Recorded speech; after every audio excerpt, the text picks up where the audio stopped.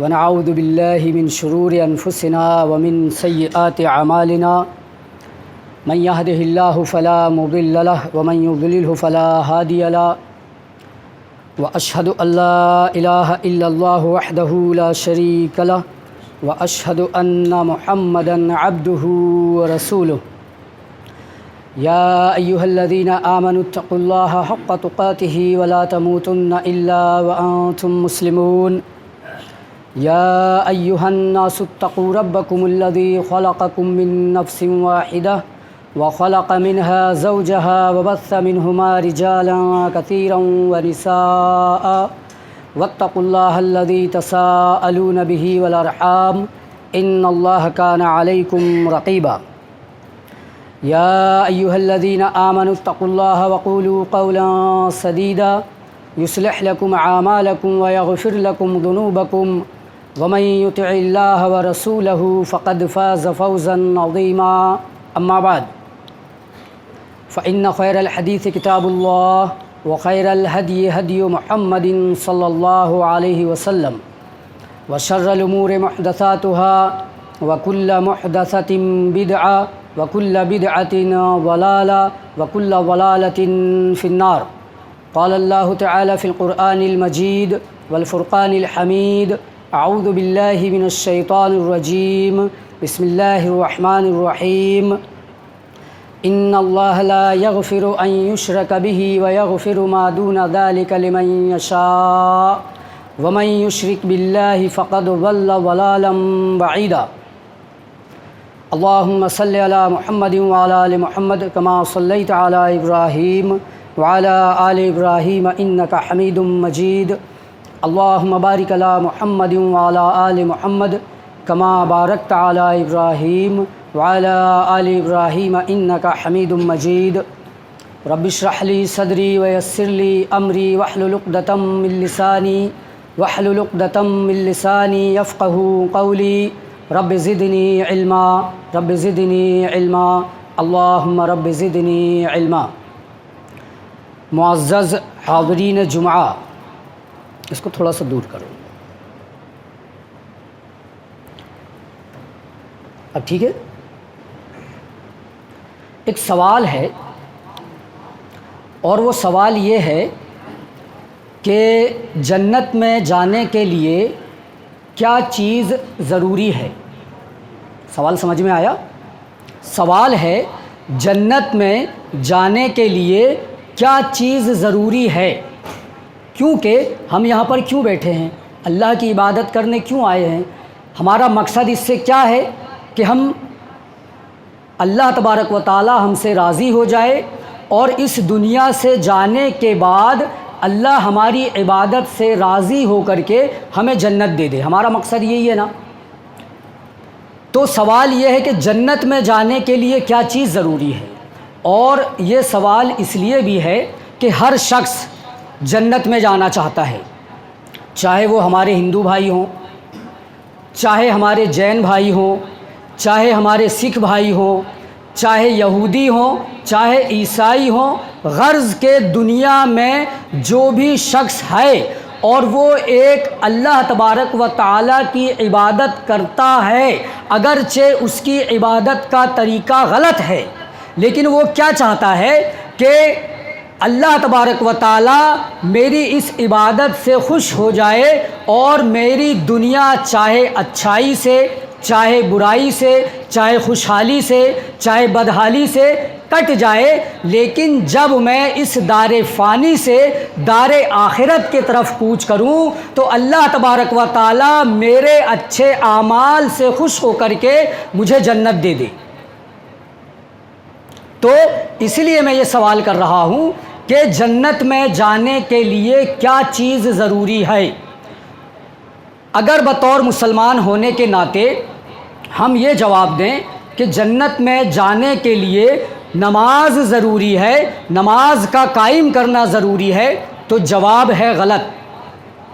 اب اگر کوئی شخص یہ کہے کہ جنت میں جانے کے لیے روزے رکھنا ضروری ہے تو یہ جواب بھی ہے غلط۔ اب اگر کوئی شخص یہ کہے کہ جنت میں جانے کے لیے پابندی کے ساتھ زکوٰۃ کا نکالنا ضروری ہے تو یہ جواب بھی ہے غلط۔ اگر کوئی شخص یہ کہے کہ قرآن کریم کی تلاوت کرنا ضروری ہے تو یہ جواب بھی ہے غلط۔ تو پھر جواب کیا ہے؟ جواب کیا ہے؟ آئیے جواب معلوم کرتے ہیں۔ وعن ابی ہریرہ رضی اللہ تعالی عنہ قال قال رسول اللہ صلی اللہ علیہ وسلم لا تدخلون الجنة حتى تؤمنوا ولا تؤمنوا حتى تحابوا اولا ادلکم على شيء اذا فعلتموه تحاببتم افشوا السلام بینکم، رواہ مسلم۔ اس حدیث پاک کو امام مسلم رحمۃ اللہ علیہ اپنی مسلم شریف کے اندر لے کر کے آئے ہیں، اور راوی حدیث جیسا کہ معلوم ہوا حضرت ابو ہریرہ رضی اللہ تعالیٰ عنہ ہے۔ اس حدیث کا ترجمہ اس طرح ہے، حضرت ابو ہریرہ رضی اللہ تعالیٰ عنہ بیان کرتے ہیں کہ اللہ کے نبی صلی اللہ علیہ وسلم نے فرمایا لا تدخلون الجنة حتى تؤمنوا، تم لوگ جنت میں نہیں داخل ہو سکتے جب تک کہ ایمان والے نہ ہو جاؤ۔ ولا تؤمنوا حتى تحابوا، اور تم لوگ اس وقت تک ایمان والے نہیں ہو سکتے جب تک کہ آپس میں ایک دوسرے سے محبت نہ کرنے لگو۔ تو آگے اللہ کے نبی صلی اللہ علیہ وسلم نے فرمایا اولا ادلکم علی شیء اذا فعلتموه تحاببتم، کہ اے میرے صحابہ اکرام کیا میں تم لوگوں کو وہ بات نہ بتلاؤں کہ جس بات کو تم اپنی عمل میں لا کر کے شروع کر دو، اپنے عمل میں شروع کر دو، اس بات کو کرنے لگو، اس کام کو کرنا شروع کر دو تو تم ایمان والے ہو جاؤ گے۔ تو صحابہ اکرام نے کہا کہ اللہ کے رسول بتائیے صلی اللہ علیہ وسلم۔ تو نبی کریم صلی اللہ علیہ وسلم نے فرمایا افشوا السلام بینکم، اپنے بیچ میں زیادہ سے زیادہ سلام کو رواج دو، سلام کو عام کرو، سلام کو پھیلاؤ۔ یہ حدیث کا ترجمہ ہوا۔ مطلب کیا کہ اگر ہم ایک دوسرے سے سلام کریں گے تو محبت بڑھے گی، جب ایک دوسرے سے محبت بڑھے گی تو ہمارا ایمان بڑھے گا، اور جب ہمارا ایمان بڑھے گا اور ہم ایمان والے ہو جائیں گے تو جنت میں جائیں گے۔ حدیث سے کیا مطلب نکلا کہ جنت میں جانے کے لیے کیا چیز ضروری ہے؟ کیا چیز ضروری ہے؟ ایمان۔ جنت میں جانے کے لیے کیا چیز ضروری ہے؟ ایمان۔ اب اگر کوئی شخص ایمان لائے بغیر بنا ایمان کے نماز پڑھے، روزہ رکھے، زکوٰۃ دے، قرآن کریم کی تلاوت کرے تو دنیاوی اعتبار سے جو ان کے فوائد ہیں وہ اس کو حاصل ہو جائیں گے، لیکن قیامت میں بنا ایمان والے کو ان تمام اعمال کا بدلہ نہیں دیا جائے گا بلکہ دنیا میں اس کا بدلہ دے دیا جائے گا۔ جیسے نماز کا فائدہ کیا ہے کہ ایکسرسائز ہو جاتی ہے، اور جو بھی سائنٹیفک طریقے سے اس کے فائدے ہیں۔ قرآن کریم کی تلاوت کا فائدہ کیا ہے کہ آدمی کو سکون ملتا ہے۔ غرض کے مسلمانوں کے علاوہ دوسرے لوگ بھی اچھے کام کرتے ہیں، بڑے بڑے ان کے ٹرسٹ ہیں، وہ بھی اچھے کام کرتے ہیں، وہ سارے پنیہ کے کام اس لیے کرتے ہیں کہ وہ جنت میں جائے، ایشور ان سے خوش ہو جائے اور ان کا ٹھکانہ سورگ ہو، لیکن بنا ایمان کے کوئی شخص جنت میں نہیں جائے گا۔ اچھا، اب جب جنت میں جانے کے لیے ایمان ضروری ہے تو یہ ایمان کہاں ملتا ہے؟ لے لیتے ہیں ایمان اور چلتے ہیں جنت میں، ہاں ایمان کہاں ملتا ہے؟ حدیث اس طرح وعن ابی ہریرہ رضی اللہ تعالیٰ عنہ قال قال رسول اللہ صلی اللہ علیہ وسلم لعمہ قل لا الہ الا اللہ اشہد بها لک یوم القیامہ قال لولا ان تعیرنی بها قریش انما يحمل عليه الجزاء لاقررت بها عینک فانزل الله عز وجل انك لا تهدي من احببت ولكن الله يهدي من يشاء، رواہ الترمذی۔ اس حدیث پاک کو امام ترمذی رحمۃ اللہ علیہ ترمذی شریف کے اندر لے کر کے آئے ہیں، اور اس حدیث کے راوی حضرت ابو ہریرہ رضی اللہ تعالیٰ عنہ ہیں۔ حدیث کا ترجمہ اس طرح ہے، حضرت ابو ہریرہ رضی اللہ تعالیٰ عنہ کہتے ہیں کہ اللہ کے نبی صلی اللہ علیہ وسلم نے اپنے چچا سے کہا، قال رسول اللہ صلی اللہ علیہ وسلم لعمہ، اپنے چچا سے کہا، کیا کہا؟ قل لا الہ الا اللہ، اے میرے چچا آپ لا الہ الا اللہ کا اقرار کر لو۔ پس منظر کیا ہے؟ ابو طالب جو نبی کریم صلی اللہ علیہ وسلم کے سگے چچا ہیں، جب ان کے انتقال کا وقت آیا تو اللہ کے نبی صلی اللہ علیہ وسلم ان کے پاس آئے اور کہا کہ اے ابو طالب آپ لا الہ الا اللہ کا اقرار کر لو۔ تو ابو طالب نے کہا کہ اے میرے بچے اس کا فائدہ کیا ہوگا؟ اس کا فائدہ کیا ہوگا؟ تو اللہ کے نبی صلی اللہ علیہ وسلم نے فرمایا اشہد بہا لک یوم القیامہ، میں اس کلمے کی وجہ سے کل قیامت کے دن آپ کے ایمان کی گواہی دوں گا، آپ کے ایمان کی گواہی دوں گا۔ تو ابو طالب نے کہا لولا ان تعیرنی بہا قریش انما يحمل علیہ الجزاء لاقررت بہا عینک، یہ قریش کے لوگ جو میرے سامنے بیٹھے ہیں اگر یہ عار نہ دلائیں کہ ابو طالب موت کی گھبراہٹ سے یا ابو طالب موت کے ڈر سے اپنے باپ دادا کے دین سے پھر گیا، اگر مجھے یہ خوف نہ ہوتا، قریش کے لوگ یہ عار نہ دلاتے تو لاقررت بہا عینک، میں ابھی کے ابھی اس کلمے کا اقرار کر لیتا۔ اور ابو طالب اس لا الہ الا اللہ کا اقرار نہیں کیے اور اس دنیا سے چلے گئے۔ تو اللہ کے نبی صلی اللہ علیہ وسلم بہت غمگین ہوئے، تو اللہ تبارک و تعالی نے یہ آیت اتاری انک لا تہدی من احببت ولکن اللہ یہدی من یشاء، کہ اے ہمارے حبیب جس سے آپ محبت کرتے ہیں، جس سے آپ محبت کرتے ہیں اس کو آپ ہدایت نہیں دے سکتے، ولیکن اللہ یہدی من یشاء، بلکہ اللہ تبارک و تعالی جس کو چاہتا ہے ہدایت دیتا ہے۔ یہ ترجمہ ہوا، مفہوم بھی آپ سمجھ گئے ہوں گے، جمعے کا وقت ویسے ہی کم ہوتا ہے۔ کہنے کا مطلب یہ ہے کہ ابو طالب نے اس کلمے کا اقرار نہیں کیا اور وہ اس دنیا سے چلے گئے اور ابو طالب جہنم میں چلے گئے، ابو طالب جہنم میں چلے گئے۔ ابو طالب جہنم میں چلے گئے، اس کی دلیل کیا ہے؟ اس کی دلیل یہ حدیث پاک وعن ابن عباس رضی اللہ تعالی عنہما ان رسول اللہ صلی اللہ علیہ وسلم قال اہون اہل النار عذابا ابو طالب وهو ممتعل بنعلین یغلی منہما دماغہ، رواہ مسلم۔ اس حدیث پاک کو امام مسلم رحمۃ اللہ علیہ مسلم شریف کے اندر لے کر کے آئے ہیں، اور راوی حدیث عبداللہ ابن عباس رضی اللہ تعالی عنہما ہیں جو نبی کریم صلی اللہ علیہ وسلم کے چچا زاد بھائی ہیں۔ وہ کہتے ہیں کہ اللہ کے نبی صلی اللہ علیہ وسلم نے فرمایا اہون اہل النار عذابا ابو طالب، کہ قیامت میں سب سے ہلکا عذاب ابو طالب کو دیا جائے گا۔ قیامت میں جہنم کا جو عذاب دیا جائے گا وہ سب سے ہلکا ابو طالب کو دیا جائے گا، اور عذاب کی شکل کیا ہوگی، عذاب کی صورت کیا ہوگی کہ وَهُوَ مُمْتَعِلٌ بِنَعْلَيْنِ، ان کو آگ کی دو جوتیاں پہنائی جائیں گی، یغلی منہما دماغہ، جس کی وجہ سے ان کا دماغ کھولے گا۔ یہ جہنم کا سب سے ہلکا عذاب ہوگا۔ یہ ہلکے عذاب کی کئی وجوہات ہیں جس کی میں تشریح نہیں کرنا چاہتا۔ تو سب سے ہلکا عذاب ابو طالب کو دیا جائے گا جس کی وجہ سے ان کا دماغ کھولے گا اور وہ سمجھیں گے کہ سب سے خطرناک عذاب مجھے دیا جا رہا ہے۔ اللہم احفظنا من عذاب النار۔ تو کہنے کا مطلب یہ ہے کہ ابو طالب نے لا الہ الا اللہ کا اقرار نہیں کیا اور وہ اس دنیا سے چلے گئے اور وہ جہنم میں، جیسا کہ یہ حدیث اس کی دلیل ہے۔ اب ایک سوال ہے میرا، ہم دعویٰ کرتے ہیں کہ ہم اللہ کے نبی صلی اللہ علیہ وسلم سے محبت کرتے ہیں،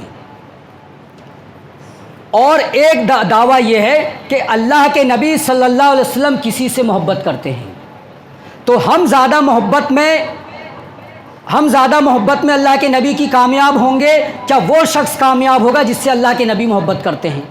بھائی ہم اللہ کے نبی سے محبت کرتے ہیں، اور ایک وہ شخص ہے جس سے اللہ کے نبی محبت کرتے ہیں، اور یہ نص صریح سے ثابت ہے، یعنی قرآن کریم سے اللہ تبارک و تعالیٰ کہہ رہا ہے کہ جس سے آپ محبت کرتے ہیں اس کو ہدایت نہیں دے سکتے۔ یعنی ابو طالب نبی کریم صلی اللہ علیہ وسلم سے محبت تو کرتے ہی تھے، جیسا کہ آپ جانتے ہیں، سنتے ہوں گے، پڑھتے ہوں گے کہ 8 سال 2 مہینہ 10 دن کی عمر سے ابو طالب نے نبی کریم صلی اللہ علیہ وسلم کی پرورش فرمائی تھی، اور آخری وقت تک اللہ کے نبی صلی اللہ علیہ وسلم کا ساتھ دیا تھا۔ اتنا ساتھ دیا تھا کہ جب نبی کریم صلی اللہ علیہ وسلم 3 سال جب اس میں شیب ابی طالب میں بند تھے تو ابو طالب بھی وہاں تھے، اور اتنی محبت کرتے تھے کہ مرتے دم تک آپ کا ساتھ نہیں چھوڑا، لیکن اپنے باپ دادا کے دین پر اس دنیا سے چلے گئے۔ تو یہ محبت ایک طرفہ نہیں تھی، اللہ کے نبی بھی بہت محبت کرتے تھے۔ اللہ تعالیٰ خود کہہ رہا ہے کہ آپ جس سے محبت کرتے ہیں اس کو ہدایت نہیں دے سکتے۔ تو میرا وہی سوال ہے کہ جس سے ہم محبت، ایک شخص وہ ہے جس سے نبی محبت کرتے ہیں اور ہم اللہ کے نبی سے محبت کرتے ہیں، تو ہم زیادہ کامیاب ہوں گے یا ابو طالب زیادہ کامیاب ہوں گے؟ ظاہر سی بات ہے جواب یہی ہوگا کہ ابو طالب زیادہ کامیاب ہوں گے، لیکن نبی کی محبت بنا ایمان کے ان کو جنت میں نہیں لے جا سکتی۔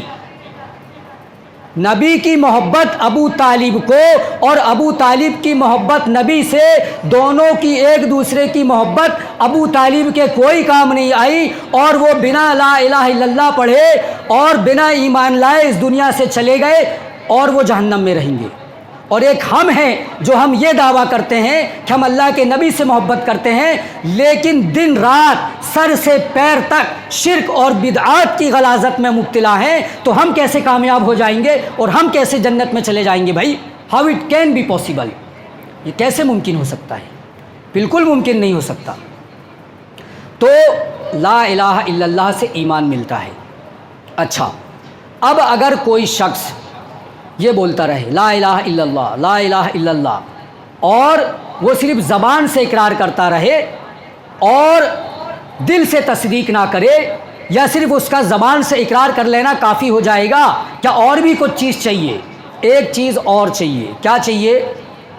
وہ سنیے غور سے۔ روایت اس طرح، وعن ابی ہریرہ ان رسول اللہ وعن ابی ہریرہ قال قیل یا رسول اللہ من اسعد الناس بشفاعتک یوم القیامہ قال لقد ظننت یا ابا ہریرہ الا یسألنی عن هذا الحدیث احد اول منک اسعد الناس بشفاعتی یوم القیامہ من قال لا الہ الا اللہ خالصا من قلبہ او نفسی۔ رواہ البخاری۔ اس حدیث پاک کو امام بخاری رحمۃ اللہ علیہ بخاری شریف کے اندر لے کر کے آئے ہیں، اور اس حدیث کے راوی ابو ہریرہ رضی اللہ تعالیٰ عنہ ہیں۔ ابو ہریرہ رضی اللہ تعالیٰ عنہ کہتے ہیں کہ اللہ کے نبی صلی اللہ علیہ وسلم سے میں نے پوچھا کہ اے اللہ کے نبی یہ بتائیے کہ قیامت کے دن وہ کون خوش نصیب ہوگا جس کے ایمان کی آپ گواہی دیں گے؟ من اسعد الناس بشفاعتی کا یوم القیامہ، قیامت کے دن آپ کس خوش نصیب کے ایمان کی گواہی دیں گے؟ تو اللہ کے نبی صلی اللہ علیہ وسلم نے فرمایا لقد ظننت یا ابا ہریرہ اللہ یسألنی عن هذا الحدیث احد اول منک، کہ اے ابو ہریرہ مجھے گمان تھا کہ اس طریقے کا سوال تجھ سے پہلے کوئی نہیں کرے گا۔ کیوں؟ اس کا ریزن بتایا نبی کریم صلی اللہ علیہ وسلم نے، اس لیے کہ حدیث کے معاملے میں نے تیری لالچ دیکھ لی تھی، حدیث کے معاملے میں تمہاری لالچ کی وجہ سے مجھے یہ گمان ہوا کہ اس طریقے کا سوال تجھ سے پہلے کوئی نہیں کرے گا۔ تو سنو، اسعد الناس بشفاعتی یوم القیامہ، قیامت کے دن میری سفارش کا حقدار وہ شخص ہوگا من قال لا الہ الا اللہ خالصا من قلبہ او نفسی، جو سچے دل سے زبان سے لا الہ الا اللہ کا اقرار کرے اور دل سے گواہی دے۔ دل سے گواہی دے، صرف زبان سے لا الہ الا اللہ کہنا کافی نہیں ہوگا، بلکہ دل سے اس کی گواہی بھی دینا پڑے گا، تب جا کر کے ہم کامیاب ہوں گے، تب جا کر کے ہم کامیاب ہوں گے۔ اب جب یہ حدیث ہم سنتے ہیں تو ہم لوگ خوش فہمی میں مبتلا ہو جاتے ہیں کہ اللہ کے نبی صلی اللہ علیہ وسلم ہماری سفارش کر لیں گے، ہم اللہ کے نبی کی سفارش کے دائرے میں آ جائیں گے، جبکہ غلط فہمی ہے۔ زبان سے اقرار کرنے کے بعد دل سے تصدیق کرنا پڑے گا۔ اسی لیے علماء اکرام نے ایمان کی تعریف اس طریقے سے کی ہے، اقرار باللسان و تصدیق بالجنان و عمل بالارکان، کہ ایمان کی تعریف کیا ہے کہ بندہ زبان سے اقرار کرے، دل سے گواہی دے، اور زبان سے اقرار کرنے کے بعد دل سے گواہی دینے کے بعد اب جو زندگی بچی ہے اسلام کے ارکان پر عمل کر کے دکھائے۔ اور انسان اسلام کے ارکان پر عمل کب کرے گا؟ جب دل سے گواہی دے گا۔ زبان سے تو کوئی بھی اقرار کر لے گا۔ تو یہ ہوئی ایمان کی تعریف کہ زبان سے اقرار کرنا ہے، دل سے گواہی دینا ہے اور عمل کر کے دکھانا ہے۔ تو بات چل رہی تھی سفارش کی۔ تو جب یہ حدیث ہم پڑھتے ہیں، مسلمان یہ حدیث سنتا ہے تو وہ خوش فہمی میں مبتلا ہو جاتا ہے کہ اللہ کے نبی صلی اللہ علیہ وسلم ہماری سفارش کر لیں گے، اس لیے کہ ہم نے لا الہ الا اللہ کا اقرار کیا ہے، ہم نے لا الہ الا اللہ کا اقرار کیا ہے۔ اور آج ہم دیکھیں کہ ہم مسلمان لوگ سر سے پیر تک شرک اور بدعات میں ڈوبے ہوئے ہیں اور غلط فہمی میں مبتلا ہیں کہ نبی ہماری سفارش کر لیں گے، جبکہ اللہ کے نبی صلی اللہ علیہ وسلم اس شخص کی سفارش کریں گے جس نے شرک نہیں کیا ہے، اس کی دلیل کیا ہے؟ اس کی دلیل یہ حدیث پاک، وعن ابی ہریرہ رضی اللہ تعالیٰ عنہ قال قال رسول اللہ صلی اللہ علیہ وسلم لکل نبی دعوت مستجابہ فتعجل کل نبی دعوتہ وانی اختبات دعوت شفاعۃ لامتی یوم القیامہ فہی نائلۃ ان شاء اللہ من مات من امتی لا یشرک باللہ شیئا، رواہ مسلم۔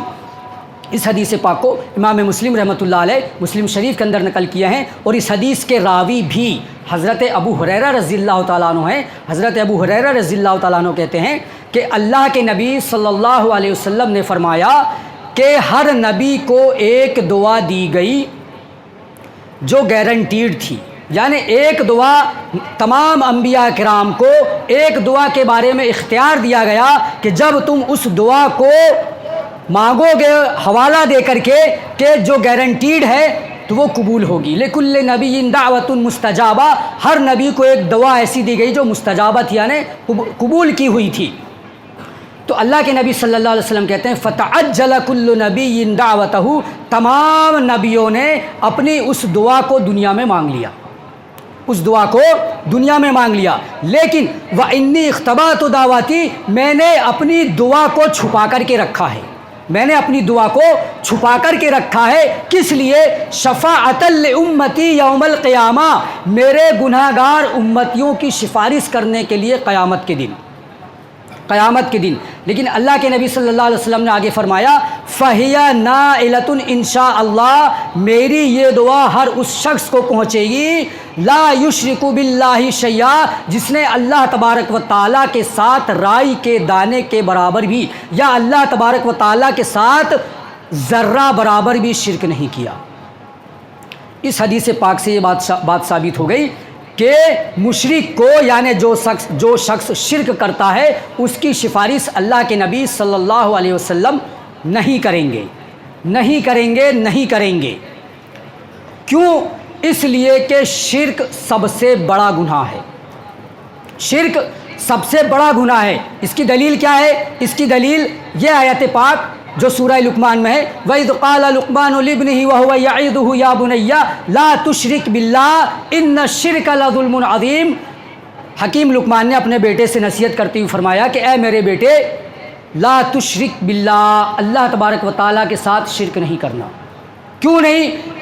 ان الشرک لظلم عظیم، اس لیے کہ شرک سب سے بڑا گناہ ہے، سب سے بڑا ظلم ہے، ظلم عظیم ہے۔ جہاں پر ظلم عظیم سے مراد سب سے بڑا گناہ ہے، یعنی شرک سب سے بڑا گناہ ہے جو اللہ تبارک و تعالیٰ معاف نہیں کرے گا، اور شرک کے علاوہ جتنے بھی گناہ ہیں اللہ تبارک و تعالیٰ معاف کر دے گا۔ اس کی دلیل کیا ہے؟ اس کی دلیل وہ آیت جو خطبہ مسنونہ کے بعد ہم نے تلاوت کی تھی، ان اللہ لا یغفر ان یشرک بہ ویغفر ما دون ذلک لمن یشاء، کہ اللہ تبارک و تعالیٰ شرک کے، ان اللہ لا یغفر ان یشرک بہ ویغفر ما دون ذلک لمن یشاء، کہ اللہ تبارک و تعالیٰ اپنے ساتھ شرک کیے جانے کی بخشش نہیں فرمائے گا، اپنے ساتھ شرک کیے جانے کو معاف نہیں فرمائے گا، ویغفر ما دون ذلک لمن یشاء، اور اس کے علاوہ جو بھی گناہ ہیں جس کے لیے چاہے گا معاف کر دے گا۔ معاف کرنے کی کئی صورت ہوگی، مطلب یہ کہ جس نے ایمان لایا، لا الہ الا اللہ کا اقرار کیا اور دل سے تصدیق کیا، بطور انسان ہونے کے ناطے اس کے گناہ ہوں، کبیرہ گناہ ہوں، صغیرہ گناہ ہوں، اور اس دنیا سے توبہ کر کے ان گناہوں سے نہیں گیا، تو اللہ تبارک و تعالیٰ اس کے گناہوں کو چاہے تو سزا دینے کے بعد معاف کرے گا، اور چاہے تو اپنی رحمت سے بنا سزا دیے ہوئے ڈائریکٹ جنت میں پہنچا دے گا۔ لیکن اگر کسی شخص نے شرک کیا ہے اور اس کی نیکیاں زمین سے لے کر کے آسمان تک ہوں، اور فرض نماز کے ساتھ ساتھ نوافل بھی ہوں، اور ہر سال حج کرنے کے ساتھ ساتھ ہر مہینے عمرہ کیوں نہ ہو، اور اسی طریقے سے فرض زکوٰۃ کے ساتھ ساتھ روزانہ لاکھوں کروڑوں روپے بھی صدقہ کیا ہو، اور اس کی نیکیاں زمین سے لے کر کے آسمان تک ہوں، اور رائی کے دانے کے برابر بھی شرک ہو، تو اللہ تبارک و تعالیٰ اس کو جنت کی خوشبو بھی نہیں سنگھائے گا، اور اس کو ہمیشہ جہنم میں رہنا پڑے گا۔ یہ ہے توحید سے توحید پر کارمند نہ ہونے کی سزا، یعنی اتنی نحوست ہے یہ شرک ہے کی، اور اتنا بڑا گناہ ہے شرک، اور توحید کی برکت اگر کسی کے گناہ زمین سے لے کر کے آسمان تک ہوں، زمین سے لے کر کے آسمان تک ہوں، اور اس کے نامہ اعمال میں شرک نہ ہو، تو اللہ تبارک و تعالیٰ اس کے گناہوں کو معاف کر دے گا۔ ترمذی شریف کی روایت ہے کہ ایک شخص کو اللہ تبارک و تعالیٰ کے دربار میں پیش کیا جائے گا، اور اس کے 99 رجسٹر 99 سجلہ 99 رجسٹر گناہوں سے بھرے ہوئے ہوں گے، اور ہر رجسٹر اتنا لمبا ہوگا جہاں تک اس کی نظر جا رہی ہوگی، اور اتنا چوڑا ہوگا، دائیں جس طرف نظر جا رہی ہوگی اور بائیں جس طرف نظر جا رہی ہوگی، تمام کے تمام اس کے 99 رجسٹر گناہوں سے بھرے ہوئے ہوں گے۔ تو اللہ تبارک و تعالیٰ کہے گا کہ ان گناہوں سے بچنے کے لیے تیرے پاس کوئی عذر ہے؟ تیرے پاس کوئی عذر ہے؟ تو وہ بندہ کہے گا کہ نہیں اللہ، نہیں میرے پاس کوئی عذر نہیں ہے، وہ اپنے گناہوں کا اقرار کرے گا۔ تو اللہ تبارک و تعالیٰ کہے گا لیکن میرے پاس تیری ایک نیکی ہے، ایک نیکی ہے، اور اللہ تبارک و تعالیٰ ایک پرچی نکالے گا جس میں لا الہ الا اللہ لکھا ہوا ہوگا۔ تو وہ بندہ تعجب میں پڑ جائے گا، تو اللہ تبارک و تعالیٰ کہے گا کہ تعجب کرنے کی ضرورت نہیں ہے، تمہارے 99 رجسٹر ایک پلے میں رکھو، اور یہ لا الہ الا اللہ کو ایک پلے میں رکھو۔ تو چنانچہ ایسا ہی کیا جائے گا، 99 رجسٹر اس کے گناہوں کے ایک پلے میں رکھے جائیں گے، اور لا الہ الا اللہ کو ایک پلے میں رکھا جائے گا، تو لا الہ الا اللہ کا پلہ بھاری ہو جائے گا، اور اس طریقے سے اس گناہ گار کی بخشش ہو جائے گی، اس گناہ گار کی بخشش ہو جائے گی۔ ایک بار حضرت موسیٰ علیہ السلام نے اللہ تبارک و تعالیٰ سے کہا کہ یا رب علمنی شیئا اذکرک وندعوک بہ، کہ اے اللہ تو مجھے کوئی ایسا کلمہ سکھا دے، کلمہ سکھا دے کہ جس سے میں تجھ کو یاد کیا کروں اور تجھ سے دعا کیا کروں۔ تو اللہ تبارک و تعالیٰ نے کہا کہ اے موسیٰ تم لا الہ الا اللہ کہا کرو، قل یا موسیٰ لا الہ الا اللہ، اے موسیٰ تم لا الہ الا اللہ کا ورد کیا کرو۔ تو حضرت موسیٰ علیہ السلام کہتے ہیں کہ تمام بندے، تیرے تمام بندے اس کلمے کو کہتے ہیں، کل عبادک یقولون ھذا، تیرے تمام کے تمام بندے اس بات لا الہ الا اللہ کا اقرار کرتے ہیں۔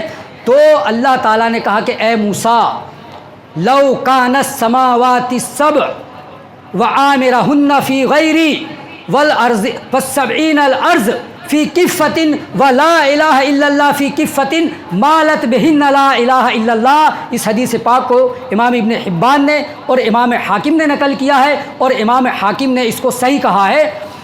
تو اللہ تبارک و تعالیٰ نے کہا کہ اے موسیٰ یہ لا الہ الا اللہ کو اگر ایک پلے میں رکھا جائے، اور ساتوں آسمان اور جو کچھ اس کے اندر ہے بجز میرے اور ساتوں زمین، یہ تمام کے تمام ایک پلے میں رکھ دیے جائیں، تو مالت بہن لا الہ الا اللہ، ان تمام کے تمام کو لا الہ الا اللہ بھر دے گا۔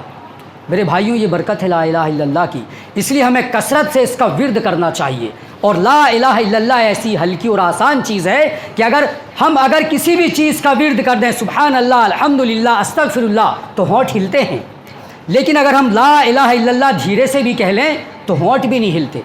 کرو ٹرائی، ہونٹ بھی نہیں ہلتے، اور آدمی لا الہ الا اللہ کا اقرار کر لیتا ہے۔ ہو سکتا ہے آدمی کوئی کثرت سے اللہ تبارک و تعالیٰ کو یاد کرتا ہے، تو لوگ کہتے ہیں ہو سکتا ہے ہم کو دکھانے کے لیے کرتا ہے یا ریاکاری کرتا ہے۔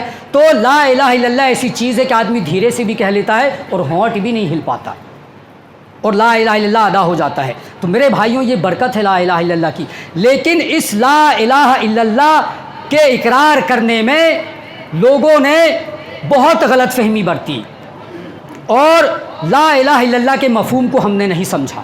لا الہ الا اللہ کا مطلب کیا ہوتا ہے کہ اللہ کے علاوہ کوئی معبود نہیں ہے۔ پہلے تمام معبودوں کا انکار کرنا ہے، لا الہ الا اللہ کوئی معبود نہیں ہے الا اللہ، سوائے اللہ کے۔ یہ ہے عقیدہ توحید، اور عقیدہ توحید کا پھر جب ہم غور سے مطالعہ کریں گے تو یہ بات ثابت ہوگی کہ اللہ کے علاوہ کوئی سجدے کے لائق نہیں، اللہ کے علاوہ کوئی مشکل کشا نہیں، اللہ کے علاوہ کوئی حاجت روا نہیں، اللہ کے علاوہ کوئی گنج بخش نہیں، اللہ کے علاوہ کوئی دستگیر نہیں، اللہ کے علاوہ کوئی دعاؤں کو قبول کرنے والا نہیں، اللہ کے علاوہ کوئی بیماریوں کو دور کرنے والا نہیں، اللہ کے علاوہ کوئی مال و دولت دینے والا نہیں، اللہ کے علاوہ کوئی عزت دینے والا نہیں، اور اسی طریقے سے اللہ کے علاوہ کوئی بیمار کو شفا دینے والا نہیں، اور آج ہم دیکھیں کہ ان تمام چیزوں کے لیے ہم کہاں کہاں جاتے ہیں، کس کس کے دربار میں جاتے ہیں، جب کہ یہ ساری چیزیں صرف اور صرف اللہ تبارک و تعالیٰ کے دربار سے ملیں گی۔ اور یہی چیزیں، یہی لا الہ الا اللہ تمام انبیاء کرام کا مشن تھا، تمام نبیوں کا مشن تھا، جیسا کہ اللہ تبارک و تعالیٰ نے سورہ نحل کے اندر فرمایا وَلَقَدْ بَعَثْنَا فِي كُلِّ أُمَّةٍ رَسُولًا أَنِ اعْبُدُوا اللَّهَ وَاجْتَنِبُوا الطَّاغُوتَ، کہ ہم نے جتنی بھی امتوں میں جو بھی رسول بھیجے، ہم نے ہر امت میں جو بھی رسول بھیجے تو ان کی دعوت یہ تھی کہ أَنِ اعْبُدُوا اللَّهَ وَاجْتَنِبُوا الطَّاغُوتَ، کہ اے میری قوم کے لوگوں تم صرف اور صرف اللہ تبارک و تعالیٰ کی عبادت کرو اور طاغوت سے بچو۔ طاغوت کس کو بولتے ہیں؟ اللہ تبارک و تعالیٰ کے علاوہ جس کے در سے امید لگائی جاتی ہے، چاہے وہ در کسی کا بھی ہو، وہ سب کے سب طاغوت میں آتے ہیں، وہ سب کے سب طاغوت میں آتے ہیں، چاہے جو بھی ہو، فرشتوں سے لے کر کے انسانوں تک، چاہے وہ نبی ہوں یا بزرگ ہوں، جس کے دربار سے امید لگائی جاتی ہے کسی بھی چیز کی، وہ سب کے سب طاغوت میں آتے ہیں۔ تو تمام انبیاء اکرام کا مشن لا الہ الا اللہ تھا۔ کیا تھا؟ لا الہ الا اللہ۔ آپ چاہے ابھی ہم قربانی کریں گے 17 تاریخ کو، جو کس کی یاد ہے؟ حضرت ابراہیم علیہ السلام کی۔ جب کہ ہم ابراہیم علیہ السلام کی زندگی کو دیکھیں تو ابراہیم علیہ السلام نے اس لا الہ الا اللہ کے پیچھے جب لا الہ الا اللہ کی دعوت دی تو ان کی قوم دشمن ہو گئی، قوم کے ساتھ ساتھ گھر والے بھی دشمن ہو گئے۔ تو حضرت ابراہیم علیہ السلام اپنے ماں باپ کو چھوڑ دیا، اپنے گھر کو چھوڑ دیا، اپنے خاندان کو چھوڑ دیا، اپنی بستی کو چھوڑ دیا، اپنے ملک کو چھوڑ دیا، اپنے شہر کو چھوڑ کر کے دوسرے شہر میں چلے گئے۔ اور ابراہیم علیہ السلام کی زندگی کو ہم دیکھیں، اللہ تبارک و تعالیٰ نے جب کہا کہ اپنی بیوی اور بچے کو میرے لیے ایسی جگہ پر چھوڑ کر آ جاؤ جہاں پانی ہے نہ دانا ہے، تو اللہ تعالیٰ کے حکم سے حضرت ابراہیم علیہ السلام چھوڑ کر کے آ گئے۔ اور جب اللہ تبارک و تعالیٰ نے کہا کہ اپنے بیٹے کو قربان کرو تو حضرت ابراہیم علیہ السلام نے قربان کر دیا۔ یہ ہے مفہوم توحید کا اور عقیدہ توحید کا۔ ابراہیم علیہ السلام کی زندگی کو ہم دیکھ لیں، اور اسی طریقے سے نبی کریم صلی اللہ علیہ وسلم کی زندگی کو دیکھ لیں، جن کی ہم امت ہیں۔ نبی کریم صلی اللہ علیہ وسلم مکہ میں 13 سال رہے اور صرف ایک ہی چیز بولتے رہے کہ لا الہ الا اللہ کا اقرار کرو، کامیاب ہو جاؤ گے۔ قولوا لا الہ الا اللہ تفلحوا، اے مکہ کے لوگوں لا الہ الا اللہ کا اقرار کر لو، کامیاب ہو جاؤ گے۔ تو سب سے پہلے آپ کے گھر والے، آپ کے خاندان والے دشمن ہو گئے، پھر پورے مکہ دشمن ہو گیا، آپ کے خلاف سازشیں کرنے کیے، اور یہاں تک کہ آپ کو قتل کرنے کے بھی در پہ آ گئے، جس کی وجہ سے اللہ تبارک و تعالیٰ نے آپ کو مکہ چھوڑ کر کے مدینہ ہجرت کرنے کا حکم دیا۔